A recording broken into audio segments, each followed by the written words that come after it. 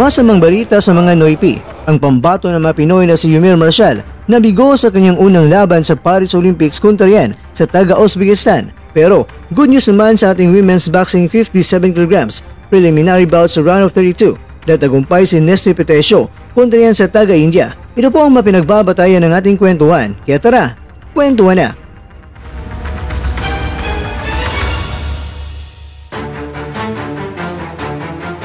Update muna tayo mga kwento sa Paris Olympic Games sa men's boxing sa taong 2024.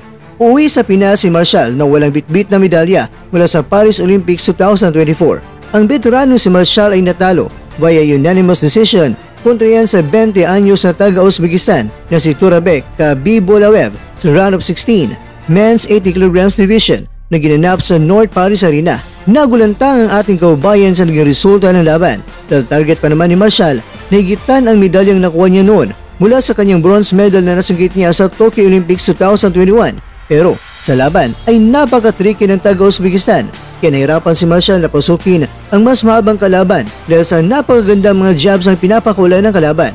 Nakatama man si Marcial na isang napakagandang patama sa kanyang kaliwa pero hindi ito sapat sa mga mata ng mga hurado at mas pinili nila ng lamang sa unang round na itong taga-Uzbekistan. Nagtapos naman ang second round na may isang hurado lang ang pumali kay Marcial sa 5 mga hurado. Kaya naman pagdating sa round 3 ay doon na mas lalo pang sinipagan ni Marcial at kung tutusin 3 mga hurado pa nga ang pumabor sa kanya sa round 3. Kaya lang medyo nagkulang pa rin sa Marcial. Dalang panalo ay napunta na via unanimous decision sa boksingerong taga-Uzbekistan. Si Marcial ang unang boksingerong natalo sa PH boxing team sa Olympics dahil parehong sina Ira Villegas at si Nesty Petesio ay nagtagumpay sa kanilang mga laban. Kaya congratulations sa ating mga pambato. Sana masungkit nila ang mga medalyang ginto.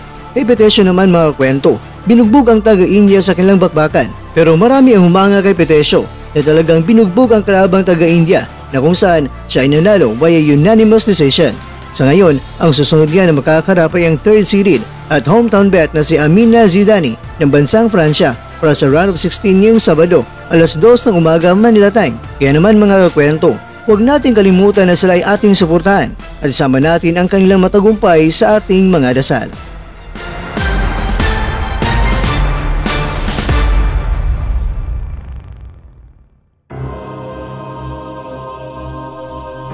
Mga kakwento, nabiguman si Marcial at uwing walang dalang medalya. Natalo man pero karapat dapat pa rin na pasasalamatan siya. Hindi dahil sa laban na natalo, dahil syempre ang pagbandera niya ng bandilang mga Pilipino. Hindi man pinalad sa ngayon pero marami pang paparating ng mga magagandang pagkakataon sa ating mga kaubayang may paparating pa na laban. Dasal at suporta po ang kanilang mga kinakailangan. Kaya sana tayo ay magkaisa at gawin natin yan. Kaya sa ating mga kaubayan, sa Paris Olympics 2024, mga kaubayan, laban!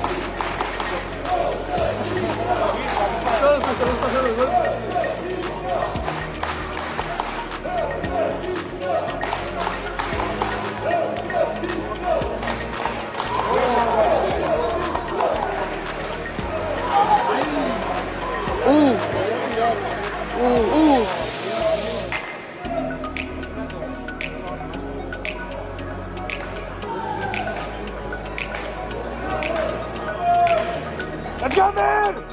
Bomba na! Bomba!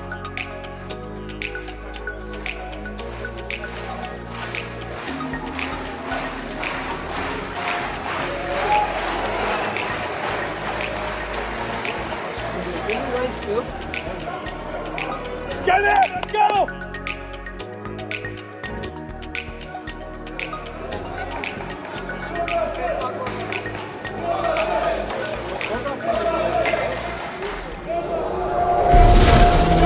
At dyan, nagtatapos ang ating kwento.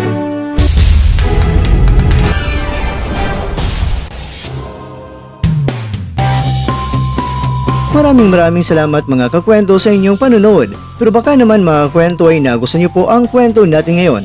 Baka pwede niyo po pong mabigyan dyan ng like, subscribe at pa-click na rin sa bell button.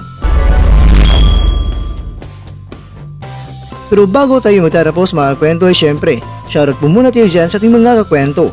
Kikakwentong Ray Bustillo, kikakwentong Jerry Narisma, kikakwentong Ramilo Bitania. At ikaw kakwentong nanonood ngayon, shoutout sa iyo dyan. Bueno, hanggang dito lang po muna ang ating kwentuhan at abangan nyo na po ang ating susunod na video. At dito lang po yan sa isang channel na kung saan maaring ito'y mga kwentong di pa na kwento sa inyo.